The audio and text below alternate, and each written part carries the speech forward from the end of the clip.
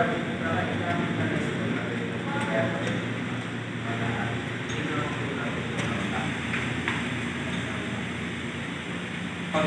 malaman natin ito na pag hindi pa po nainom ito, ibig sabihin hindi pa po siya nakakakita. Then, example, punta po tayo ng notes.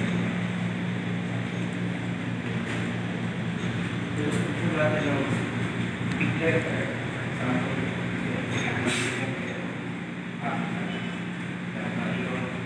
mag-type po kayo ng N dito. Type po kayo ng yan, diba po capital. Pag small letter lang po siya, E, box lang lang po siya.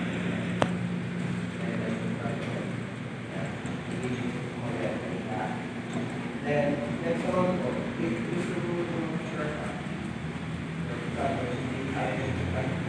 ayaw nyo po ma-hassle.